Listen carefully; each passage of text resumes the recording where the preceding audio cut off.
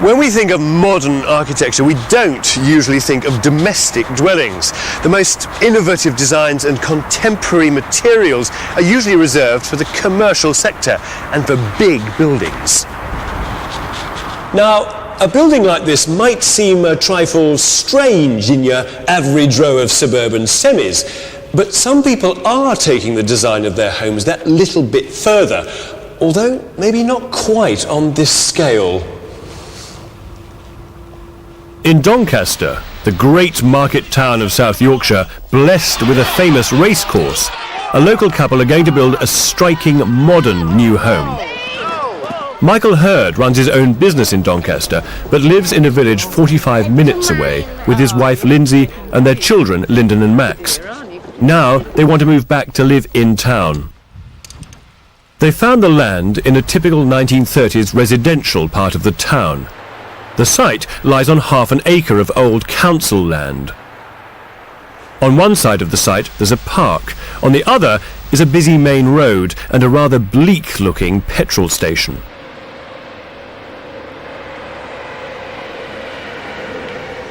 Michael and Lindsay started life together in a small cottage in central Doncaster. But for the past 9 years, they've been living in a converted chapel in a small village 25 miles south of Doncaster. The chapel was designed and converted by Lindsay's brother, Colin Harwood. They've been trying to sell the chapel for the last 2 years. I couldn't see why they've had so much trouble selling it. In fact, I couldn't understand why they would want to move from here at all. It's beautiful. I mean, you know, I wouldn't probably want to move from here. Well, we're moving because of Michael's work. We'll be a lot closer to where he works, and therefore he'll have a lot more time to spend with the children, so that was a major factor. And also the children will have all the benefits of having town centre facilities, which there aren't many exciting things for them to do around here when they're a little bit older. But saying that, if we could physically lift this house up and move it nearer to where I'm based, we would do.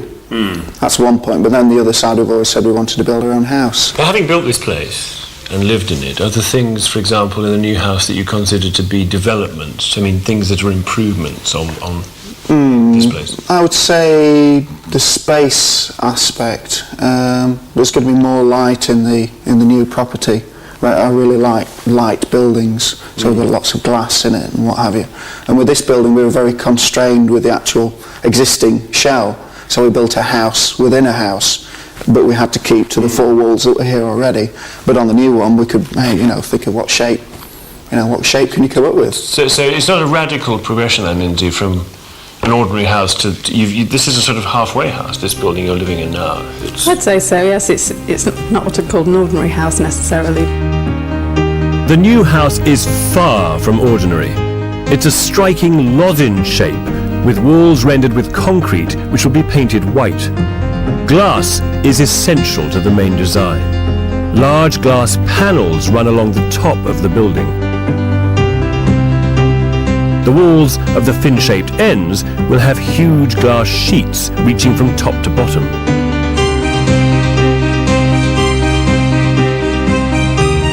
Inside, an extraordinary glass staircase will stand proudly as part of the futuristic vision of the design.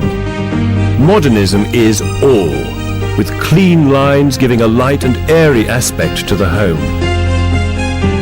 The house will also have a large basement with a Hollywood-style underground parking area.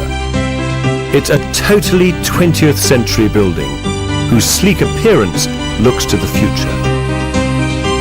The inspiration for the design was the Gioponti building in Milan, now over 30 years old. Colin, the architect, dissected the building, taking one section of it, and used this as the basis for his design. Now, Colin, the architect, is your brother. So how does that affect your relationship with him as an architect? Well, I can envisage that we might have quite a few fights over the coming period, but I just feel that it's better to have someone so close to you so that you can actually say what you're feeling rather than being restrained if you were using somebody who you didn't quite know as well. So I feel it's a good thing to know your architect very well, and then you can get exactly what you want. Colin's previous work has been confined to designing interiors like this shop. He's never built a house before, and I was to discover that Colin isn't your average architect. So, what do you call yourself? Are you an architect? You're an architectural designer? What are you? Can't call myself an architect anymore. I used to be an architect, but I haven't renewed my subs to the relevant bodies. What is the RIBA? Well, I've not been in that for a long time. I got fed up with them years ago. But I'm not even in the ARB now because I haven't got PI insurance at the moment. So I can't call myself an architect. I'll have to be a former architect. This is former chartered architect. The house you're building now, for Michael and Lindsay, is your first major new build. It is my first new build, never mind the major. Yeah. So all the work before has been conversion and that kind of stuff? Yeah, stuff like where we're standing now. So is the whole thing fully designed? Is it all on paper, all ready to go? No, of course not. Why not? It's supposed to be, isn't it? That's your job. Quite, there's a lot of it on paper, but yeah, there's still part of the rule of the game allows you to adapt as you go on, and certain things like a lot of the thing about the interior feels and the surfaces and the textures, what have you, that's going to be worked out when we've got the basics stuff up. The builders have enough to go on? Yeah? Oh yeah, sure. They may complain that they don't, but I'm sure they do. This is a fairly major house. I mean, it's a very interesting design. It's also your first new build, so you're not worried or concerned about some of the elements? Yeah, I think we've probably put it in the wrong place on the site, but, you know, it's too late for that now, isn't it? You're joking. On the face of it, this brownfield site isn't the most prepossessing place. It's not the location where most people would want to build their dream home, but that's exactly what Michael and Lindsay are going to do. In the middle of this half-acre site, there's this strange old garage where the council used to service their tractors for the park next door. Today, work starts. But that's coming down. It takes less than 4 hours for the hut to be demolished. The digger then sets about flattening the rest of the land. For Lindsay and Michael, after 2 years planning and designing their home, it's an exciting moment. It's late August, and although the land is being made ready, this house is so unusual and contentious in its design that issues like its exterior concrete finish still need to be resolved with the local council. Michael and Lindsay have got a project where they want to finish the outside of the building in white render. It's very stark, very, very beautiful. But the local authority want them to finish the houses like this, in red brick, like these local semi-detached houses, which are bang next door to the site. So today, Michael's going to the planning authority to argue the case for white render. I can only hope he makes a good job of it.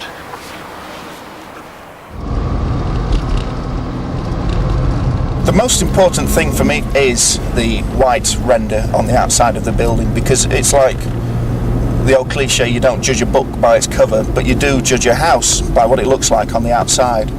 As far as I'm concerned, there is no alternative, and it's render or nothing. The other alternative is very messy, and that's sort of after the event, which I don't want to get involved with. It's a tense meeting in the council offices. All I can do is wait to find out the outcome. How come you're 25 minutes late then?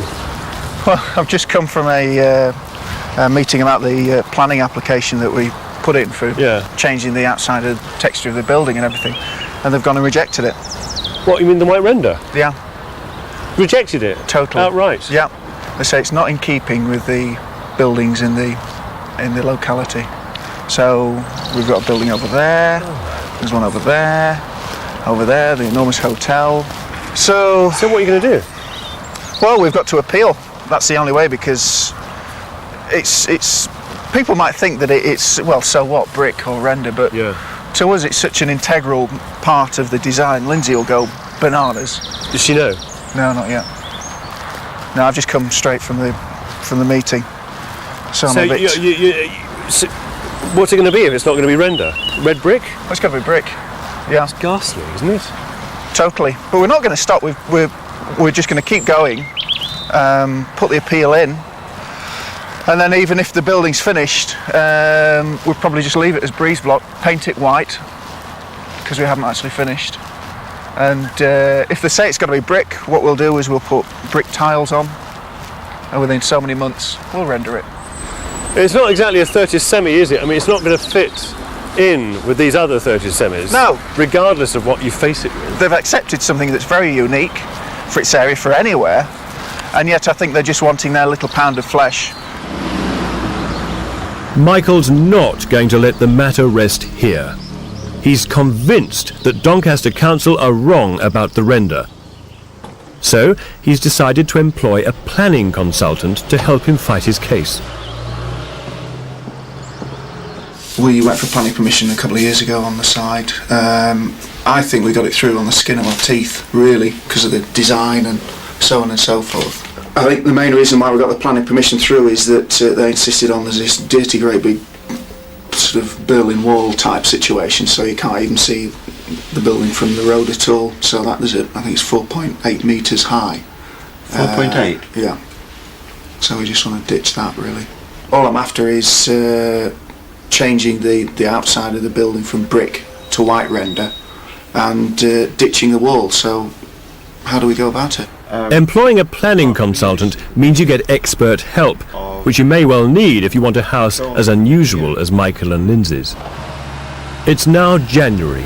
The battle with the local council isn't over, but work has started on the site anyway. Michael really doesn't want to wait any longer. This build was supposed to begin in November. Colin has had problems of his own finding structural engineers to work on the project. Oh, thank you. We had a scheme that could have been built, but the flanking walls were deemed not to support themselves, basically, by our engineers who we had at the time.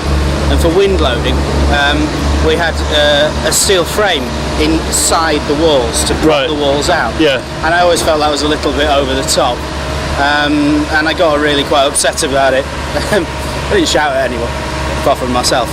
So I contacted some more engineers. So you got another set of engineers. They said it could be built, yeah? Yeah, exactly. Yeah, I thought we could do it in a much cleverer way than we had done before. So you're happier with the decision now, Yes, yeah? And you're confident that it's not going to fall over in the wind. I'm not confident, but hopefully the engineer will be. Well, he's the one who has to be confident. You've said that now, haven't you? He carries the cap. Another factor adding to the delays is finding suitable builders. The original builders that we had in mind were just far too expensive. They were double what I'd actually budgeted for and way above what Fairclough's have come in. So it was just crazy. I said, if we can't do any more work if you're going to put prices like this in. Yeah. So luckily Glenn came along. Is he flexible? Is he as flexible as Colin? Is he prepared to work around Colin? No, definitely not. Really? Colin likes things to evolve. Yes. Glenn likes things to be there, black and white, which is understandable because on a schedule. Yeah, Glenn's got people on site. He has got a schedule to keep to that I've put him on, and it's quite difficult. Well, if Colin comes along and says, let's just change it a little bit, and can we just wait for? That costs money. Yeah, and so Builder will be putting pressure on you. He'll be putting pressure on Colin. You'll be putting pressure on Colin. Well, there'll be fallouts. There's bound to be fallouts. There's people talking behind people's backs. It's just life. It's a relationship. But I can see that there is potential for I look forward to all of that. Well, it's something I knew that would happen. So you're prepared. I'm used to it. Yeah. So hopefully. The build is already 6 weeks late. Michael and Lindsay are on their second set of builders, they're on their second set of structural engineers, and on top of that, we've got an architect who likes to work in such an evolving and flexible way that I'm not sure that the builders are going to get on with him. This building may be a beautiful design, but the build is not going to be easy. And even if it does get finished, I'm not sure it's going to stand up.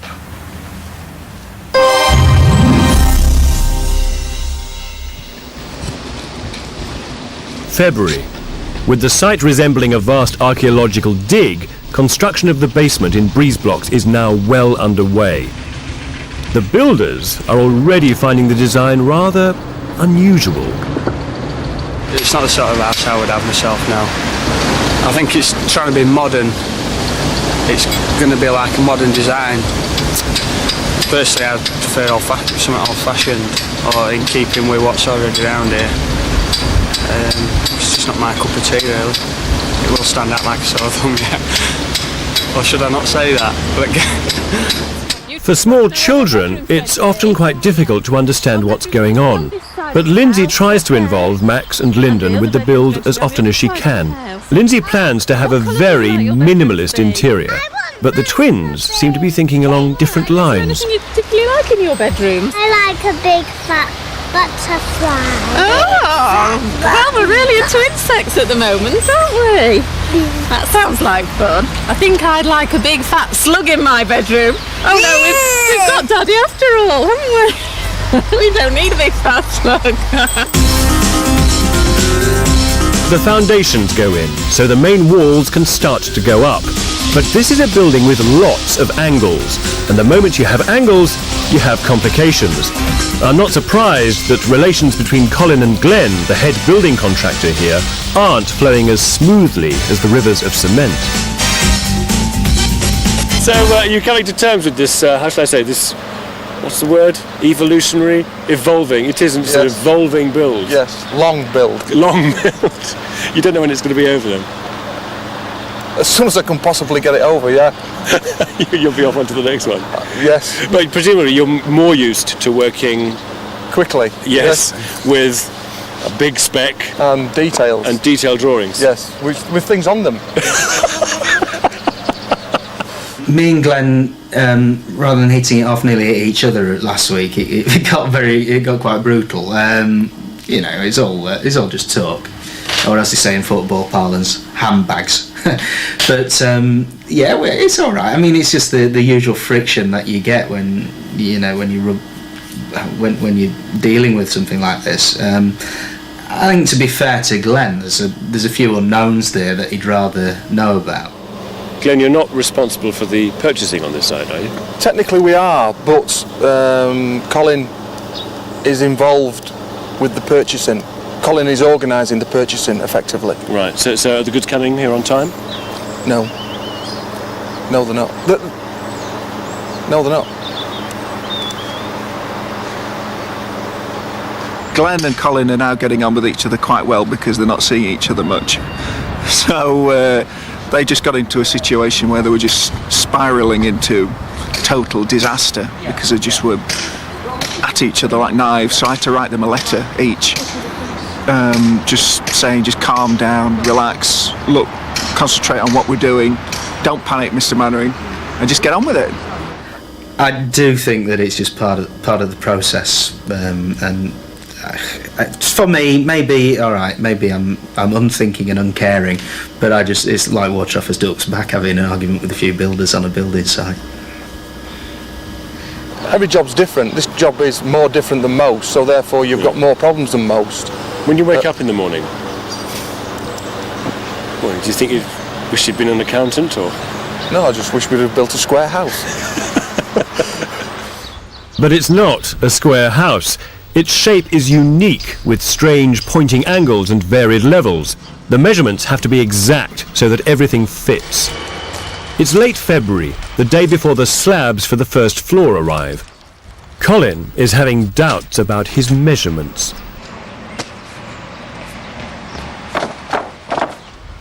I just hope he's got them right. It's a bit too late to change them now. Terry, the top man on site, is on hand to offer reassurance. Well, if you've got this dimension and that dimension, right, there's no problem, is there? Well, if you look at the drawing, you see they've actually set out each individual plank to see how it ought to fit in, and that one's the only one that looks to overhang what we planned for anyway. So, well, it's the lap of the gods now. I mean, tomorrow morning we should be away. Lunchtime I can start getting some blocks on here. We're away again. But I do say within about a week I can have this up to next beam level. It's taken over 4 weeks to prefabricate the 30 concrete slabs that'll make up the first floor.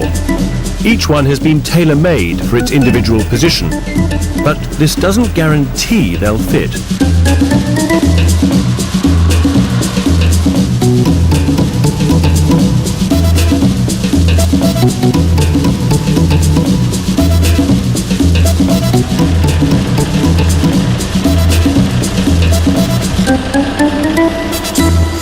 The house is really coming together now. You can begin to see its great lodden shape. This morning, they're layering on these great concrete lintels which are pre-stressed. They weigh 2.5 tons each, the longest are about 8 metres long, and they're forming the ground floor, resting on top of what is the cellar and the garage beneath. It's not the easiest thing to get right, and I have to say Colin has been praying that his measurements are correct.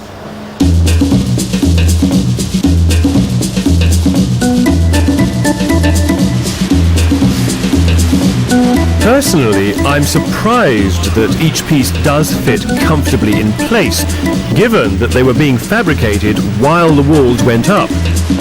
Colin may be relieved, but there are more serious mathematical headaches to come.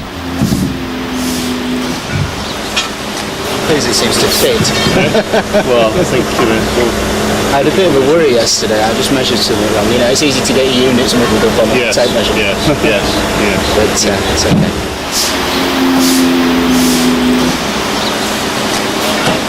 The building is relatively, although we're using fairly basic construction methods, it's still, even things like the shapes, etc., and the amount of glass for a domestic building have made certain elements of it, like obviously the glass, but the steel that supports the glass, have meant that that's got to be to a higher level than most domestic buildings ever need, most houses ever need. It's not a square building, is it, either? That can't help. Correct. You've got odd shapes, odd joints, odd angles, you know, and that must really make it complicated. I don't suppose there are many people my age who know what the cosine, the tangent, and the sine of 13 degrees are still.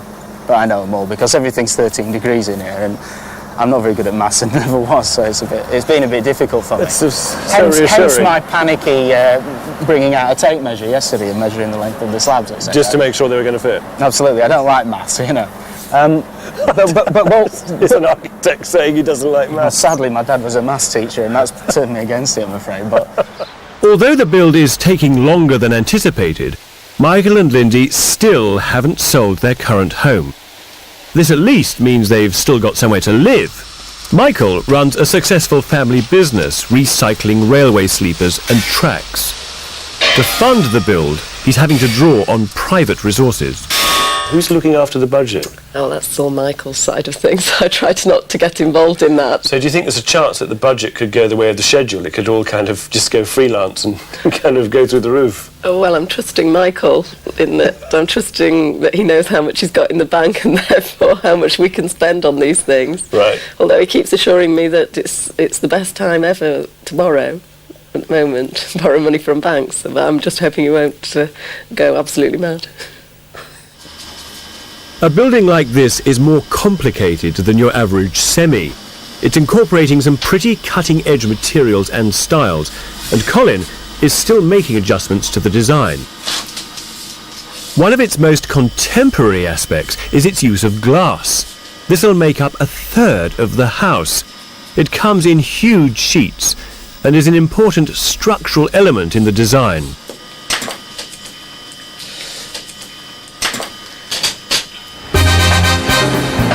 To get what they want, Colin, Michael and Lindsay are going to Austria to visit Eckelt, a company who specialise in high-performance glazing and design. To get a full understanding of what this type of glazing is capable of, they're also going to visit buildings in Austria that have been designed using glass from the same company. well, glass constitutes about 35% of the total surface of our building, so it's quite important that we get the glass right.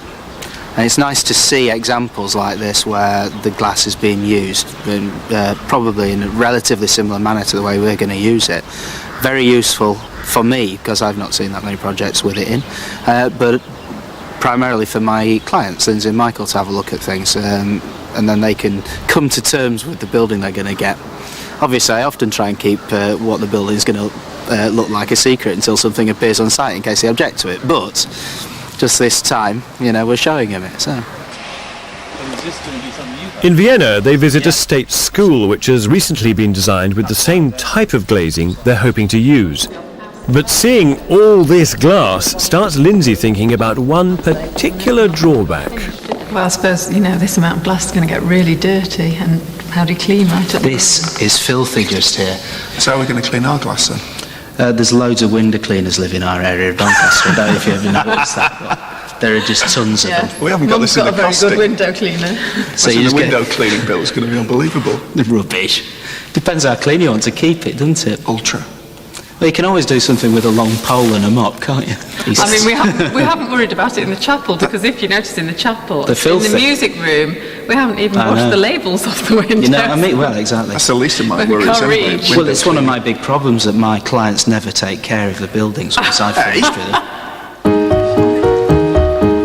The new St Polton Concert Hall is built almost entirely in glass. Here they can see what the glass is capable of, both externally and internally. The panes fit together in such a way that you don't need conventional window frames, each piece of glass fitting flush against the other. This glass is so strong it can be used in unusual and sometimes breathtaking ways.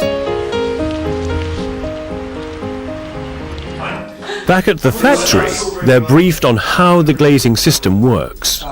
The glass will be manufactured to precise specifications here in Austria before making the long journey to Doncaster. Michael and Lindsay are beginning to realise the complexity of using this material. You're already looking through 3 bits of glass. That's why it gets so heavy. What sort of weight is this per... I think you got... Per meter, 55 kilograms. Yeah. It's something like 2.5 kilograms for every millimetre thickness of glass per square metre. Have we obviously taken this into account on the roof? Well, not the roof, but the structural calculations. It's ground supported. Yeah. It's only the fin that's hung from the roof. Most of the buildings we've seen so far that use the glass have been commercial properties. Does it often get used in houses? Not as often as it ought to. We've had to cope with the disbelief at the areas of glazing that we're having, not believing actually that you could do U-value to perform to that level. And it's so much easier for builders to whack up a load of brick walls and put tiny little windows in it. Dealing with this sort of glass will be a real challenge. The trip has made Michael realise how crucial it is that the measurements for the glass are absolutely correct. So he's decided to employ a surveyor just to make sure the maths really are right. What we were finding is that the builder was doing one set of drawings, but doing one set of calculations, and Colin was doing another. They were both right, but they came to totally different angles, shall we say. So I decided to bring somebody in, totally independent, who I've known, who is a surveyor, who is answerable to me. Mike decided that it might be prudent to have somebody else just checking the more precise things. I think particularly the glass is going to right, be... because there's great sheets of ship glass which are butting against each other. That's which right. have to become tight against the wall. And, there's really no room for movement there. Right. You know, you've not got a frame where you can adjust the glass within the frame, so everything's got to be level, vertical, and then hopefully it'll all fit together nicely. One of the critical items for the stability of the structure is the steelwork. It arrives only 1 day before the first floor slabs are due to go on. This is cutting it pretty fine. But I guess it's all part of Colin's evolving design. The steel is needed to give the walls extra strength, so they can take the weight of the slabs for the first floor and the windows.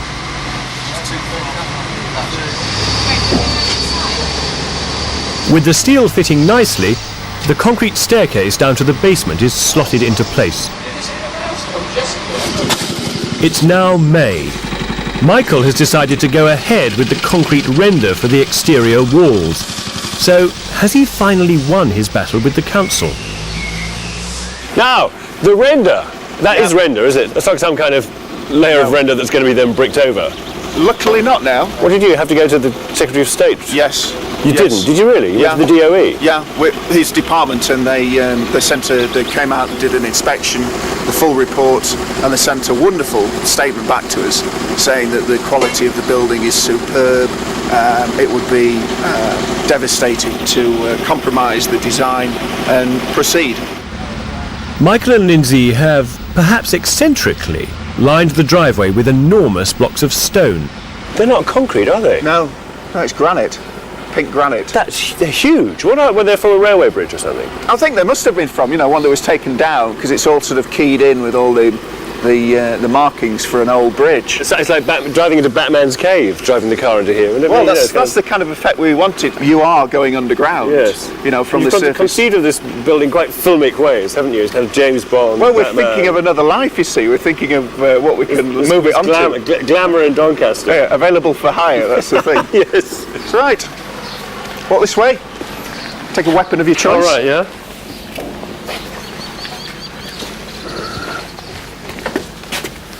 So this is the sitting room. Yes. Lounge. That lounge. As we say up here. Up north. Big space, isn't it? It is. Big. I was astounded by... Oh, yes. Big fireplace. Another great chunk of granite. Well, we had a few left over, so we thought... That is great. And now, how are you doing in terms of schedule? You've got how many weeks to go before you're supposed to move in? 3 to 4 weeks that we've got to be out. We've got to be out of our house in 3 or 4 weeks. 3 or 4 weeks. You've got to be out. Because why? Have you sold it? Yeah. You've sold it? Yeah. We expected to be in, if everything had gone according to plan, within 12 weeks of starting. And we're probably now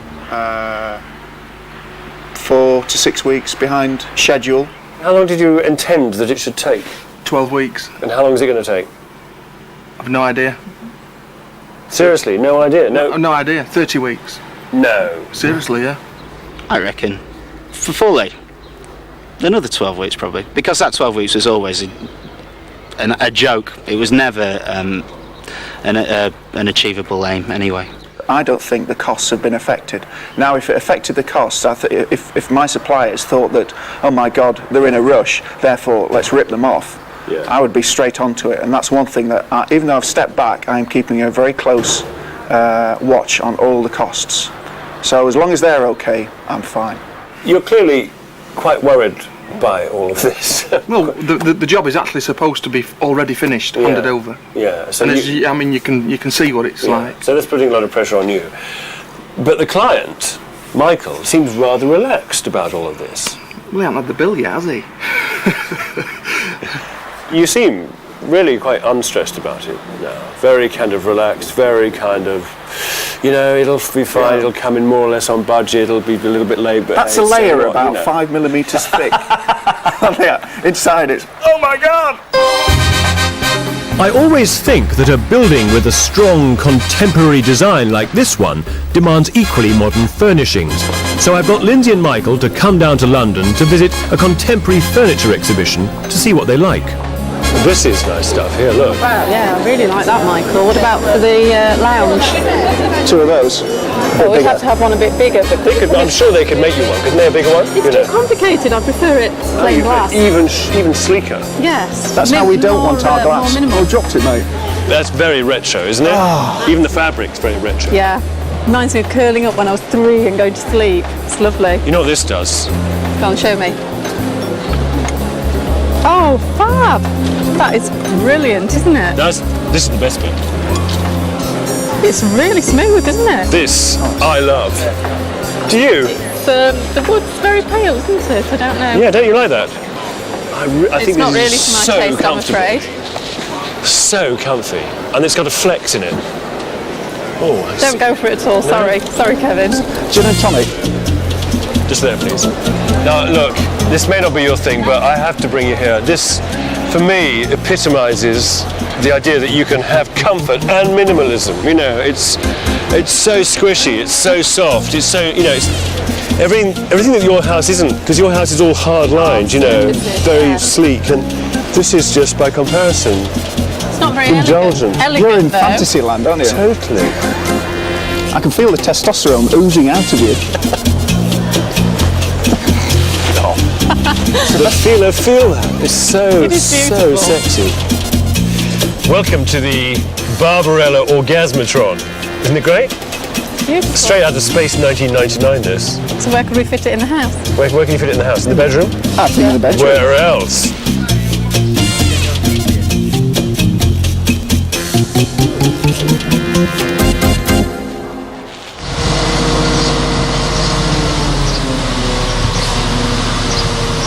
It's early June.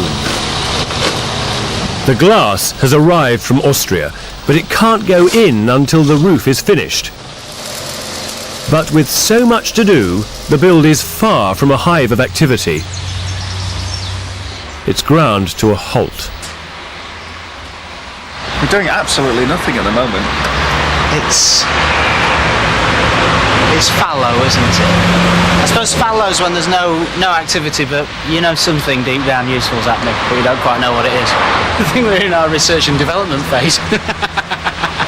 Oh, we've just joined it, have we?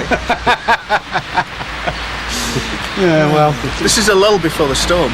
Well, today we're getting started on putting the glass in, but before that we need to get the steelwork finished off. And that's why we've got this monster crane here. And then get the roof sorted out. But it's happened where all three trades are going to end up on the site at the same time. Well, we haven't been able to put this glass in because we've had to wait for the steelwork to be obviously fitted. We have to come off with the steelwork. All the steelwork was wrong. Everything's wrong. It's a big God. And all the men must go home. It was supposed to be a sort of Bruegel-esque scene with just like 50 people all over the site doing what they do, but it's more like a sort of Salvador Dali. Dutch still life. Yeah. Yeah. What's that famous Salvador Dali one? Is it called Wasting Time or something? The one with the floppy watches. But the neighbours see a different picture. People think the thing round here was a car wash. Well, we couldn't make it out what it was, or going to be, until we saw it in the local paper. But, I mean, it's not in keeping with the houses around here, is it? Initially, we couldn't make up our minds whether it was a crematorium or a battleship that was being slowly developed, because it certainly doesn't look like a house. Well, when they started doing the bunkers underneath, I thought Saddam Hussein was going to be living there.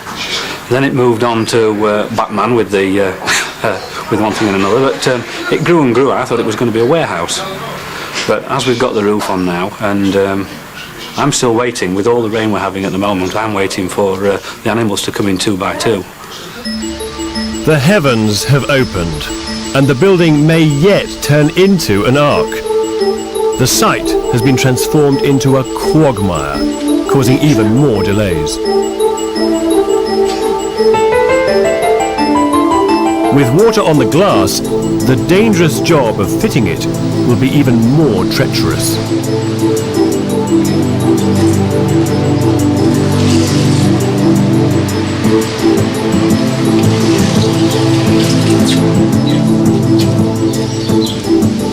It's the middle of June, and I really can't see that this house is going to be finished in time for Michael and Lindsay to move in next week.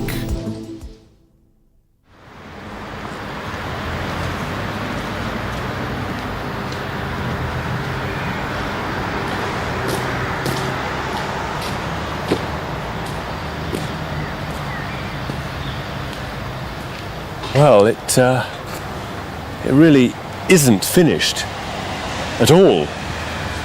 And they're supposed to be moving in today. Well, the end wall's in, isn't it? I can't see much other glass in. Let's call it 4/5 in. And you've got a roof on. Looks a bit like a shantytown roof, but it's a roof. It's half on, yeah. We're gonna... Steel? Yeah. Is that it? No, there must be more. Yes, there's a bit of, I thought we might have a bit of insulation on the top of it and another layer of steel right at the top. Is that not going to cook in the summer heat? No, the insulation. Yeah? Plenty of insulation, don't worry about it. What happens to the edge? They left rough like that to get trimmed into a straight line? Yeah, we're going to have a quick trim round it and straighten it up. Yeah. So are you enjoying yourself on this build? Is it still good fun? Never was. No, I'm not, no. No, Can't stand seriously? the aggro. Can't stand the aggro. What, with all the builders and the contractors and all the rest of it? Yeah, I don't like it, yeah. What is it that's made you design this kind of building as opposed to, I don't know, something that looks like all of the buildings around it? Why so different? Well, because for one thing, even if a building tries to look like its elderly next door neighbour, it never does. It's always unconvincing, all the way around. Modern buildings, they're better to live in. You get more sun, you get more view, you get more space. They're just the answer for, well, living at the end of the 20th century. That's not the easiest way in. Boy, it looks really unfinished. It's quite depressing. It's rather like a concrete bunker. So, my secret weapon is a dozen cloth dust sheets, which we're going to hang up all around this one room to give some idea of how beautiful it might look when it's finished.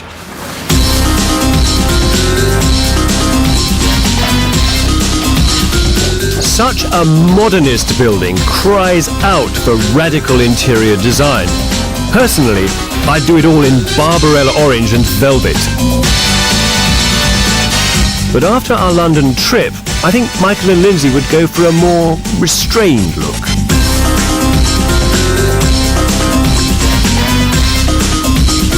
Do you like it? I do, yes. Incredible. Very simple, serene. Yeah, it is. It is. Is it going to look like this when you live here? Well, I just envisaged a sofa, actually, and maybe the odd chair grouped around one of the windows to look out onto the garden. Yeah.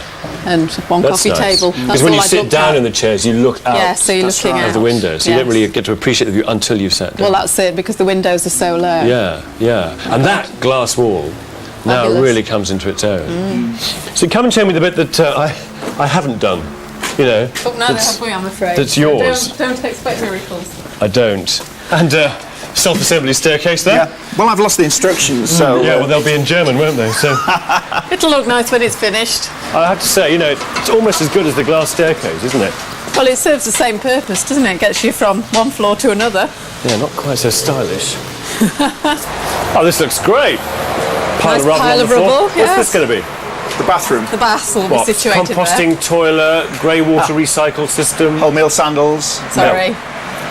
No, it's going to be quite high-tech. All this sort of state-of-the-art equipment. And what about the wall that's missing? That's going to be glazed? It's going to be... With clear glass? Sheets of clear glass. Sheets so- of clear glass for the No. neighbours to... It's going to be sandblasted. Well, either that or I have to go to the gym and firm up a bit. But British modesty, you know, you've got to cover up a bit. Through here? Yes, yes. The children's rooms are either side of the Two corridor. identical rooms. Lyndon's got the roadside. She had to have the roadside because she's a better sleeper, and Max had to have the garden side because it will be quieter. But she's going to sleep very well, isn't she? With the petrol tanker parked outside and the petrol fumes pouring in the window. What are you going to do about that? She doesn't go to bed until 8 o'clock, so... Shut the window. Shut the window. By the petrol station, of course. Just call me Victor Kayam. What's through here? Yeah, well, this way. This is what?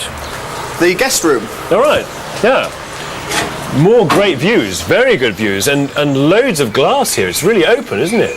But I mean, up here you really notice that all the masonry stops there, and then you've got this glass top wall. It's like a bastide, or it's like being on a liner, isn't it? Yes. A ship with the deck above and the steel below, and this, you know. Well, this is what we wanted. You know, I wanted a house sort of to mimic a ship, so we're very happy Well, with it. it does that wonderfully, doesn't Yeah. it? With great views, lovely views of the Well, park. we've got the cricket club there and the Yeah. park. So Where do you sleep then? we're at the far end of the house. right, so okay. just follow me. Yeah.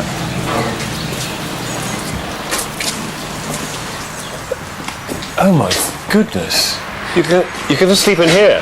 I'm sure it's very comfortable. They say that, you know, beds on the floor are. It's a little bit makeshift, but it's good for the back. It's all open to the elements. You've got no glass in the end wall. It's good, healthy living.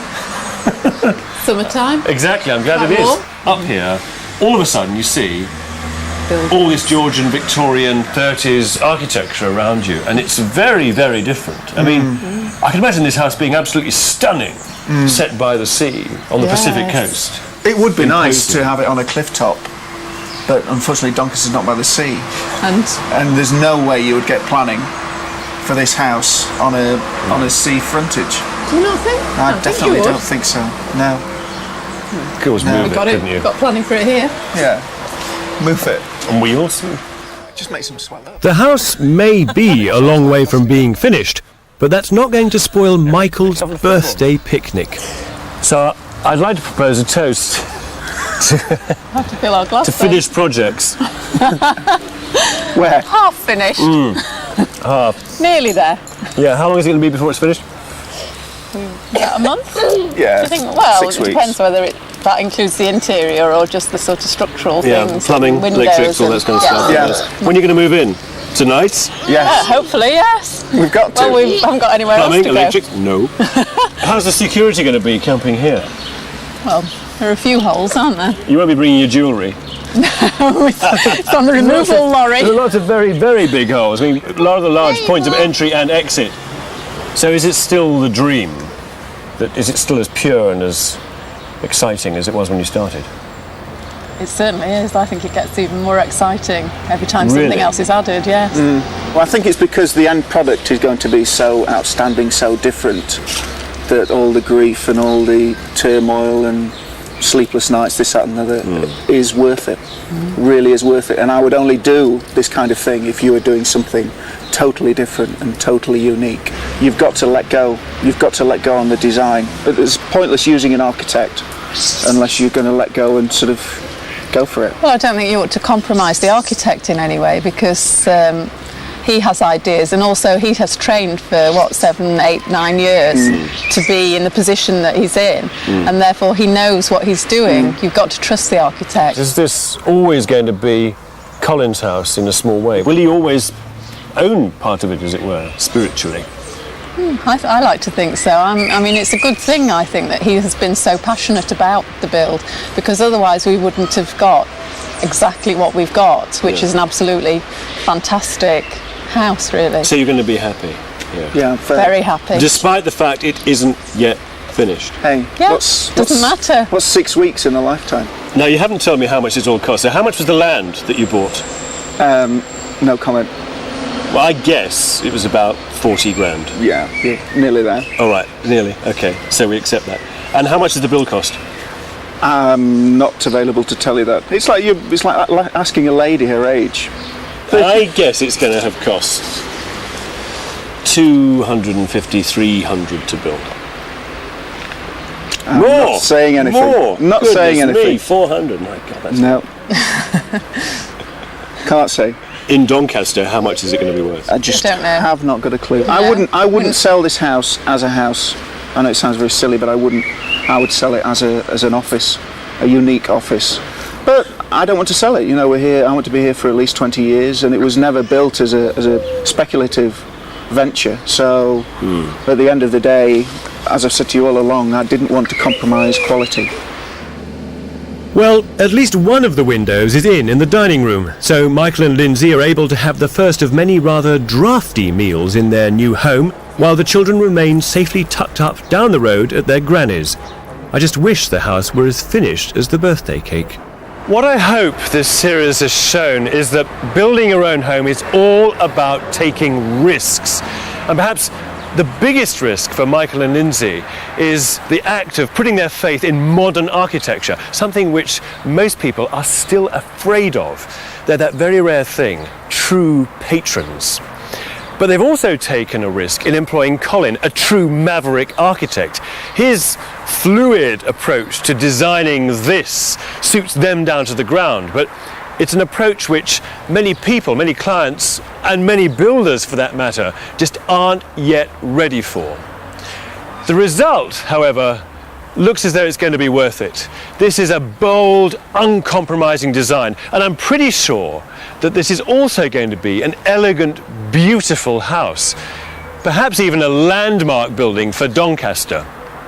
I can't wait to come back and see it finished. Good night.